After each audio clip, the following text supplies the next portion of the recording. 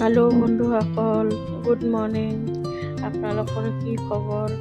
ইমান বানপানী হৈছে, খুব বেয়া লাগিছে আৰু একো সহায় কৰিব পৰা নাই আৰু কি কৰি সহায় কৰিম।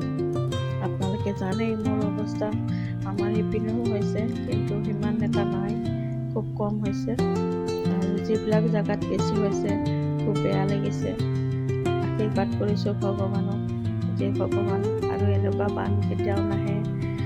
তো বন্ধুসকল, আজি আমি কলিকতাতে আছোঁ আৰু আজি আমাৰ সৰু পেহীৰ বিয়া, সৰু পেহীৰ ল'ৰাৰ বিয়া।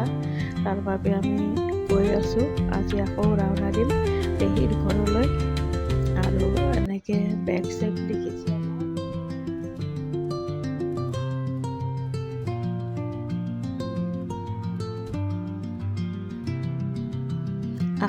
আজি এইবিলাক চুটকেছ বান্ধিম, পেকিং কৰিছোঁ আকৌ।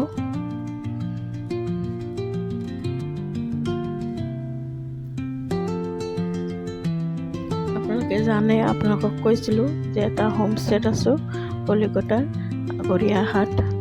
তো হোমষ্টেটা খুব ভাল আছিল আৰু এয়া পেকিং কৰিছোঁ, ৰেডি হ'ম আৰু এই 11-12টাত ওলাম, আকৌ ৰাওনা দিম ইয়াৰ পৰা।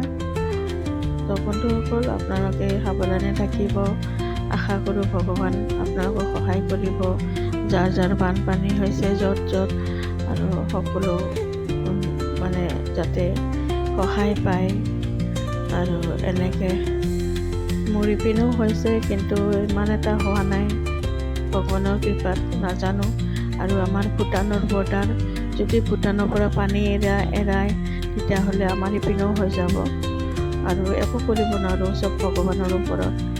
তো বন্ধুসকল, আজি মই ব্লগটো একেবাৰে সৰু কৰিছোঁ এনেকৈ, আৰু আশা ৰাখিছোঁ ভগৱান আপোনালোকক সকলোৱে সহায় কৰিব।